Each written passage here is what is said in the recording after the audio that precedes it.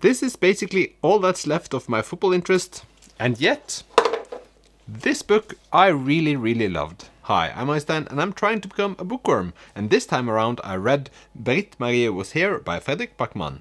This is his fourth novel and published in 2014. In the story we meet Britt-Marie. She is 63 years old, she has recently left her husband, and she is now looking for a job. She's brutally honest and lacks quite a few social skills.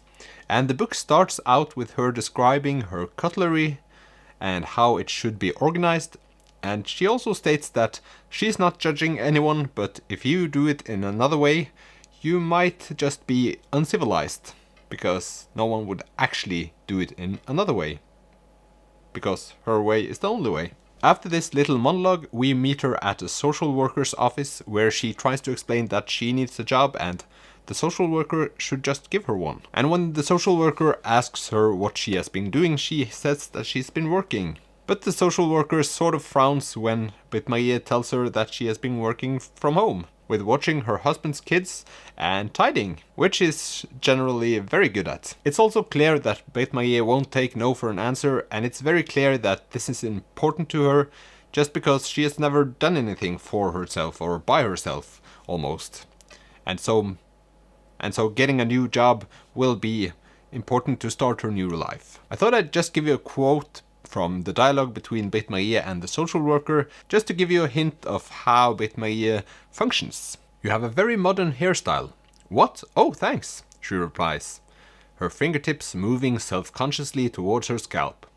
"It's very courageous of you to wear your hair so short when you have such a large forehead." And this is a great example, I think, because Britt-Marie isn't really thinking about what she is saying all the time, which makes this book quite fun.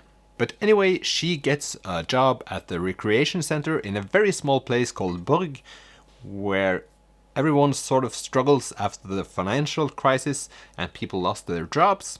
So a lot of people are struggling and have very different fates, and we get to know both the youth that's going to the recreation center and how they behave around Britt-Marie, but also how the town functions. Obviously, the social worker thinks that this is a weird place to be for Britt-Marie, but she doesn't care. She has got a job, and that's what she is going to be working with. And the rest of the story is basically the development between the town and Britt-Marie, and also the football team, because football plays a huge role in this story. And yes, this also is a very heartwarming book.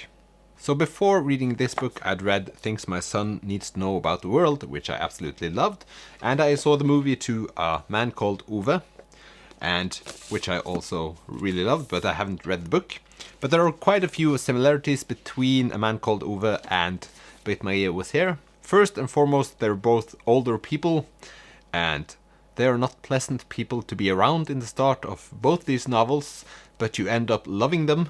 Also, you end up loving the people around them. Also, in both the stories, you get to know the past of the people and the community that surrounds them, which I think is a really important aspect of this novel, just because you fall in love with the town as well, or at least all the people that makes up the town. In the start of the book, she refers to herself a lot, and she is a character, and this is very emphasized. So I thought maybe it was a bit too much in the start, but maybe if she hadn't been doing that, I wouldn't think of her as the weirdo I thought she was. Obviously, I ended up loving the story, but in the start I thought it was a bit slow and way too exaggerated. But that all changed over the course of some chapters. So Britt-Marie has recently left her husband after a long time, and I would say that she had been in an abusive relationship, not physically but mentally, just from all the things she tells about her past. And this is one of the most impactful things about the story for me, just in the way that she doesn't talk about it as a purely negative thing. She doesn't actually speak about the feelings she has surrounding them all the time. She just states facts. And it's frustrating for a reader because I always thought that she should react stronger than she did, and it's frustrating at the same time as you feel bad for her. And this is of course a thing that follows this story all the way through. So frustrating, but also immensely engaging for me. And from my previous experiences with Fredrik Backman, he has an extraordinary way of playing with my emotions. And the way he builds the story, it makes it easy for him to just put a lot of emotion into the different characters. So this is a small town with a lot of young people that have maybe lost their parents, or people are struggling because of the financial crisis, or just in the sense that it's a very small place where everyone knows everyone, and that's not necessarily a great thing. At least not in this novel. And that's why you end up loving all the kids that surrounds Britt-Marie, because she is dealing with a lot of youth, and you get to know them all quite a bit. And they're all quirky and fun and sad and all the things that youth are. All of these things also makes it easy calling this novel a bit cheesy. Or I suspect all of Fredrik Backman's novels a bit cheesy. And I think it's exemplified in the way they describe football. Football is a very central theme and obviously very important to the author himself. And in the novel it's described different football teams and why people are the way they are because of the football, or the other way around. So if you think that life is all about winning and you're always winning and there's nothing other than winning and you've always had it easy, you're a Manchester United fan. And if you're siding with Aston Villa, you know all about losing. And he uses this as a metaphor for describing the people and their lives and their way of thinking. And it's really, really simple. But I don't mind at all. I like these cheesy parts. And also when I read this book, as I told you I really loved, this also was just, let me see, 200 pages of cheesy, all the way around.